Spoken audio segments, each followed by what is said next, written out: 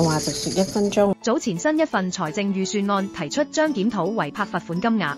近日有消息指出，政府已將違泊定額罰款由現時的320元提升至400元，超速、切雙白線等違規行為罰款增加50%。外界有質疑認為政府是因財赤而向普通市民開刀，借調高罰款金額實現財政收入回血，這顯然是一種誤解，以罰款填補財政，絕不是政府的本意，減少違反交通規則現象發生，提升香港道路公共安全，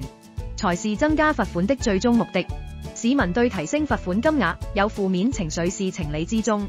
但換一角度想，若駕駛者可一直做到遵紀守法，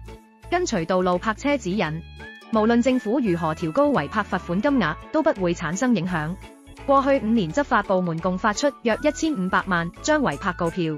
這一數字可謂驚人。香港不少道路間距狹窄，車流與人流密度較高，一旦發生違泊事件，輕則阻塞交通，耽誤市民出行，重則有可能因產生視覺盲區引發交通事故，造成人員傷亡。過往亦已發生多起車輛違泊阻礙消防車進場，延誤救援時機的事件，其中潛藏的安全隱患需引起各方重視。調高違泊罰款金額，實則是為了維護更廣泛的公眾利益，提升香港整體道路安全指數。政府通過調整罰款金額打擊違泊及其他違反交通規則的行為，說到底是為了保障公共安全。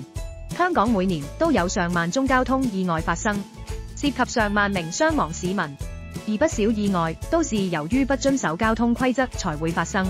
市民應當理性看待增加罰款一事，提升自身守法意識與道路安全意識，共同創建平安有序的道路交通環境。如果大家對呢個議題有任何意見，可以留言話俾我哋知。再見。